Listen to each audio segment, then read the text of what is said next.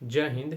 इस वीडियो में हम समझते हैं कि 1962 की हार का बदला भारत ने कैसे 1967 में चाइना से लिया और कैसे भारत के वीर जवानों ने चाइना के लगभग 400 सैनिकों को मारकर गिरा दिया था। और यहाँ तक कि जो चाइना के जीवित सैनिक थे अपने मरे हुए सैनिकों का लाश लेकर जाने में डरते थे। आखिर क्या है 1967 की कहानी, चलिए इस वीडियो में पूरी डिटेल से जानते हैं। तो देखिए, जैसा कि हम जानते हैं कि 1962 में जो भारत एवं चीन के बीच युद्ध हुआ था, उस समय चाइना ने भारत के जो पूर्वी लद्दाख है इसके अक्साई चीन के भाग को जीत लिया था। और देखिए, जैसे ही अक्साई चीन के भाग को जीता तो उस समय ये जो चाइना है अपने पंचशील सिद्धांत को लेकर बहुत ही आक्रामक हो गया था। यह हर हालत में चाहता था कि हम अपने पंचशील सिद्धांत को पूरा करें। तो अब हम जानते हैं कि इसका पंचशील सिद्धांत क्या है और इसी से लिंकेज है 1967 की जो जंग की कहानी हुई थी भारत और चाइना के लिए, और जिसमें भारत के सैनिकों ने समझिए चाइना के 400 सैनिकों को मारकर गिरा दिया था। इसी से लिंक था। सबसे पहले हम जानते हैं पंचशील सिद्धांत के बारे में।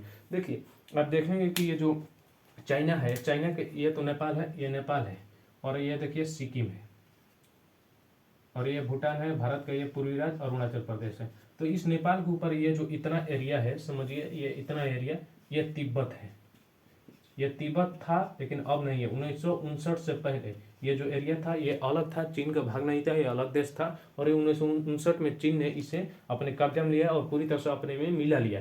तो देखिए, इसका कहना है कि जो हम 1959 में तिब्बत को जीते हैं, ये तिब्बत इतना ही नहीं है। इस चोटा का कहना है कि ये जो तिब्बत है इसके और 5 भाग है, और इसी को तो पंचशील सिद्धांत ये चोटा मानता है। देखिए यहाँ पर ये जो तिब्बत हो गया, इसको देखिए अक्साई चीन जो है इसको कहता है कि ये इसका पहला भाग है, ये अक्साई चीन पहला भाग, और ये जो नेपाल है इसका दूसरा भाग है, ये सिक्किम तीसरा, और चौथा भूटान, और ये देखिए अरुणाचल प्रदेश इसको पांचवा। ये तिब्बत के ही पांचों भाग है, और इसको कहा चाहता है कि हम हर हालत में इसको भी लें, क्योंकि हम 1959 में इसको तिब्बत के लिए है और हम इसको भी अब लेंगे। तो देखिए 1959 के बाद और 1962 में हो गया भारत और चीन के बीच युद्ध, और उस समय चाइना ने इस अक्साई चीन को एरिया को अपने कब्जे में ले लिया। और देखिए, ये जो अक्साई चीन को अपने लिया था, जीता था 1962 में, उस समय भारत की जो टेक्नोलॉजी थी, युद्ध को लड़ने की जो टेक्नोलॉजी थी, उस समय भारत की उतनी अच्छी नहीं थी। और उस समय नेहरू जी की भी कुछ सॉफ्ट नीतियाँ थी जिसके कारण ये युद्ध हारा गया था। अब आप ही समझिए,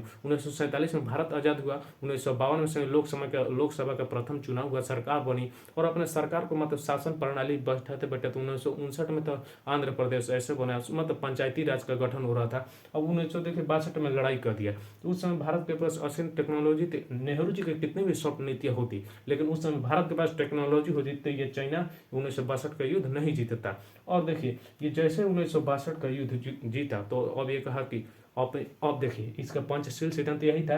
तो कहा कि अब हम ये वो तो जीते ले, अब इसको हम पांचों जीतेंगे। तो अब देखिए 1962 में जो इसकी कोशिश थी, ऐसा नहीं है कि यहाँ पर ये जो अक्साई चीन है केवल अक्साई चीन पर, इधर भी प्रयास किया था, लेकिन ज़्यादा इस वाले एरिया में किया था क्योंकि यह पहाड़ी एरिया है और ऊपर से ठंड भी है।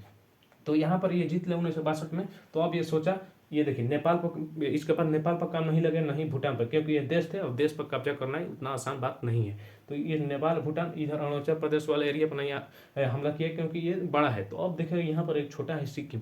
तो ये सोचा था कि अब 1962 में तो इसको फरिया दिए, और 5 साल बाद पूरी सोच विचार किया, इसको हम पंचशील सिद्धांत पहला तो ले लिए, और अब ये सोच रहा था हम सिक्किम को ले। तो सिक्किम में आया 1967 में, और 1967 में भारतीय सैनिकों ने इसको सैनिकों को इतना मार मारा है। अब देखिए इस युद्ध में आप देखेंगे ऐसे बहुत से ऐसे दिन प्रतिदिन चाइना का नई नई नीति लाता था, और ये युद्ध जो था ये लगभग 1 महीने का ही है, कुछ न कुछ ये चाइना अलग। और अंत में समझिए बिना शर्त के युद्ध अपने से कहे कि बिना युद्ध रोक दीजिए महाराज, बहुत सारे माफी मांगा था इसको 1967 की। तो अब चलिए हम जानते हैं 1967 की जंग की कहानी। देखिए 1967 की जो जंग, सितंबर 1967 की जो जंग की कहानी है, इसमें भारत के सैनिक जो थे वो 88 भारतीय सैनिक जो शहीद हुए थे, और इसमें जो चाइना के जो 340 से लगभग 400 के बीच सैनिकों ने यहाँ पर चाइना के सैनिक मर गए थे। और ये जो चाइना है अपने सैनिकों को कह रहे थे, भारत के सैनिक अब आओ अपने लसों के ले जाओ, तो समझिए डर रहता और मर देगा पूरी तरह से डरा रहता, अपने यहाँ तक कि अपने सैनिक के लाश को भी नहीं लेके जा रहा था, पूरी तरह से डरा हुआ था। तो अब देखिए, चलिए हम कहानी को उसको समझते हैं। देखिए, ये कहानी स्टार्ट होती है 20 अगस्त से। 20 अगस्त 1967 की कहानी स्टार्ट होती है, और भारत 20 अगस्त 1967 को 20 अगस्त की समझिए, यहाँ पर ये जो सिक्किम है, इस सिक्किम वाले इस वाले बॉर्डर के पास इतना ही चाइना से लगा है, ये ऊपर वाला भाग इतना ही देखिए, यही भाग सिक्किम से लगा है। और इसके इस भाग पर समझिए तीन स्तरीय जो कंटीली तार होती है, 3 स्तरीय कंटीली तार, उससे ये अपने सीमा को मैंने घेर रहा था। ऐसे 3 स्तरीय था, खूंटा ऐसे गाड़कर और ऐसे ऐसे अपने मतलब क्षेत्र सीमा को ये घेर रहा था, 3 स्तरीय। लेकिन यहाँ पर ये तो इतना एरिया नहीं है, आप देखेंगे इजैक्ट में जाकर तो ये सिक्किम जो है ये यहाँ पर इतना छोटा दिख रहा है लेकिन बहुत ही बड़ा है। तो ये घेर रहा था। 3 दिन बाद ये चाइना को पता चल गया और देखिए जस्ट 3 दिन बाद मतलब कि 23 अगस्त को चीनी सैनिकों यहाँ पर आए और नाथुला तक, समझिए सिक्किम के नाथुला की ओर, नाथुला यहाँ पर दायरा है जिसके द्वारा हम चाइना में जा सकते हैं। तो ये नाथुला पर आकर समझिए विरोध करने लगे चाइना सैनिक चीनी सैनिकों ने। अब देखिए वहाँ पर भारत के वरिष्ठ अधिकारी थे, उन्होंने एक किताब निकाला और किताब निकाल कर पढ़े तो चाइनीजों सब टुक देख रहे, अरे अरे काची पढ़ रहा है, तो ये निकाल कर पढ़े और उसमें ऐसा बात बोले जिसके कारण भारतीय जवानों में समझ एक नया देशभक्ति के लिए जुनून जग गया। वो पूरी तरह से उनमें समझिए उनके जो रक्त था प्रत्येक शरीर के प्रत्येक कण में देशभक्ति का समझिए रक्त दौड़ने लगा। और ये भारतीय सैनिकों को चिल्लाना जब स्टार्ट किया था तो ये चाइनीज सब डर के भागा, क्या बोल रहा था, भागो भागो भागो, तुरंत यहाँ से चीनी सैनिकों वहाँ से भागे। और देखिए पूरी तरह से सोच रहा था कि काची बोला होगा, कहूँ मुंह नाक में तोड़ देता। तो आया 1 घंटा बाद आया, 1 घंटा बाद आया, फिर विरोध कर दिया, फिर मारा इसको, तुरंत भागे। फिर ये 23 अगस्त की बात है, 23 अगस्त में यहाँ तक काम हो गया। अब देखिए अब जस्ट यहाँ पर इतना तो हो गया कि ये बहुत भारतीय सैनिक 1962 का लड़ना है, 1967 में ये जो समझिए भारत अपने विकास की ओर बढ़ गया था। अब देखिए ये आया 5 सितंबर को। यहाँ पर देखिए 7 अगस्त जो 23 है, यहाँ पर 31 अगस्त होता है, तो यहाँ पर 8 दिन और यहाँ पर 4 दिन, 5 सितंबर को आया था, मतलब कि 12 दिन ये पूरी तरह से आप समझिए 12 दिन गया होगा अपने चाइना, इधर आया होगा अपने चाइना का पूरी तरह से अपने यहाँ के जो, चूंकि यहाँ पर राजतंत्र है, वहाँ के जो राष्ट्रपति होगा उसी से पूछताछ कर क्या कि अजय महाराज बहुत काची पढ़ के मार रहे हैं, बहुत मार रहे हैं। तो पूरी तरह सोच विचार 10 दिन किया होगा, 12 दिन, और तब आया 5 सितंबर को। 5 सितंबर 1967 को भारत ने यहाँ पुनः ये जो कंटीली तार के घेरने की व्यवस्था थी, काम थी, वो काम को अपना शुरू किया। और उस समय जो चाइना की ओर से आया था, चाइना की ओर से एक राजनेता भी आया था, चाइना की तरफ से राजनेता भी आया था, भारत की तरफ से जो कर्नल थे वो कर्नल राय सिंह थे।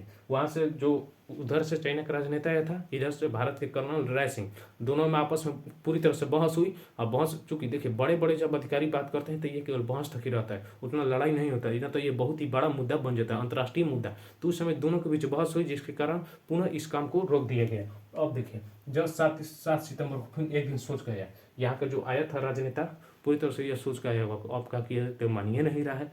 तो एक दिन बाद 7 सितंबर को ये जो छोटा था ये पूरी तरह से मुंड बनाकर आया था। अब देखिए 7 सितंबर को जब आया तो यहाँ के जो चाइना के सैनिकों थे, इन्होंने समझिए लड़ना शुरू कर दिया, लिया था ऐसे छोटा ये रहता है, लड़ना शुरू कर दिया। भारतीय सैनिकों ने इसे मारा इतना कि समझिए भागने लगा। अब देखिए तंका दूर जाकर देखा कि पहाड़ी इलाका ये था, तो ईंटा पत्थर चलाने लगा। ईंटा पत्थर लगभग 100 सैनिक थे वहाँ पर चाइना के उस समय, जो 100 सैनिक थे। किस समय की बात है? 7 सितंबर की। 7 सितंबर चाइना के 100 सैनिकों ने उधर से पत्थर चलाना स्टार्ट किया। अब देखिए जब ये हाथ से छोटा ये रहता है, ज़्यादा वो बड़ा नहीं होता है, तो अब सोचा कि हाथ से तो जीतेंगे नहीं, तो ये पत्थर चलाना शुरू कर दिया। और अभी भी आप देखेंगे ना भारतीय सैनिक और चीन सैनिक के अभी के जो 2022 की व्यवस्था है, उस समय बॉर्डर के पास जीती है तो उसी समय लाठा लाई थापी होता रहता है, पटका पट। तो ये तो जान रहा है कि शरीर से तो जीतेंगे नहीं, तो ढेला चला नहीं रहा। तो पत्थर बिकने लगा, तो पत्थर बिकेगा तो इसका भी समझिए मुंह तोड़ जवाब मिला और पुनः इसको इन चोटों को भागना पड़ा। अब देखिए अब ये 7 सितंबर को हो गया। अब देखिए 2 दिन बाद मतलब 8-9 गैप रहा, 10 सितंबर के बाद ये जो इसका जो राजनेता है ये अब सोचा कि अभी नहीं रुका, हमने पूरा पत्थर चला कर देख लिया सैनिकों को, लेकिन ये तो पूरी तरह से हम पर भारी ही पड़ रहे हैं। तो 2 दिन बाद देखा कि अब हम इसको अलग तरीके से डराने की कोशिश करते हैं। और देखिए यहाँ पर चाल देखिए चाइना क्या क्या कर रहे हैं। यहाँ का जो राजनेता यहाँ पर जो आया था उसने सोचा कि अब दूसरे उपाय रहते हैं।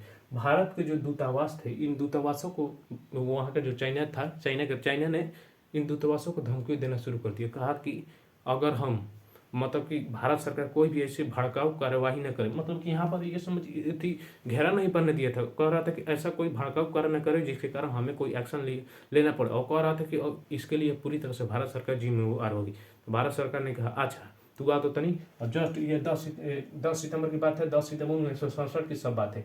अब सोचना कहा कि तू ऐसे कहे बोला, भारतीय दूतावास को धमकी देगा। तो जस्ट 11 सितंबर को कहा कि जाइए, कर्नल राय सिंह थे, जाइए फिर से जो युद्ध का ये जो घेराबंदी का काम है, त्रिस्तरीय जो कंटीले तरह से घेराबंदी उसको पुनः शुरू कर दिए। और 11 सितंबर को पूरी तरह से ये काम शुरू हो गया। और फिर अब ये यहाँ के जो राजनेता था, उधर से चाइना का राजनेता आया और इधर से भारत के जो कर्नल साहब थे, कर्नल राय सिंह थे, और ये पूरी तरह से गए। और 11 सितंबर को मेन युद्ध हुआ। इस समय जो भारत के जो कर्नल साहब थे वो गए उधर बात करना चाइना से। तो उधर चाइना के जो राजनेता था वो से बात करके अचल से वो चाइना के सैनिक को फायरिंग कर दिया। फायरिंग उधर से उसके पास मशीन गन था और ताबड़तोड़ हमला करा था। और भारतीय सेना के पास टैंक था, तोप था। और तोपों की तरह लगातार इतना मुंह तोड़ इसको जवाब मिला कि पूरी तरह से इसमें चाइना के लगभग 400 सैनिक मारे गए और भारत के 88 जवान थे वो शहीद हुए। और यहाँ तक कि भारतीय सेना ने कहा कि ये ले जाओ अपने लाशों को। वो डर रहा था कि और बहुत तोप से मारा है, पूरा चिथड़ा उड़ा दिया था। ये 11 सितंबर की बात है। अब देखिए, ये तो युद्ध चलता रहा, 11 सितंबर को स्टार्ट हुआ, 12 सितंबर चला और जस्ट 13 सितंबर के बाद ये देखा कि अब ये युद्ध रोकने वाला नहीं है। तो अब ये चाइना कहा कि नहीं, हमको कुछ नहीं चाहिए, ना सिक्किम लेंगे ना कुछ नहीं लेंगे, और ये युद्ध रोक दो, मतलब बिना किसी शर्त के, कोई शर्त नहीं है। आकर गोड़ हाथ पर रहा था कि जल्दी से अपना युद्ध ये रोक दो। तो 13 सितंबर को बिना किसी शर्त के ये कह रहा था कि आप युद्ध रोक दिए थे।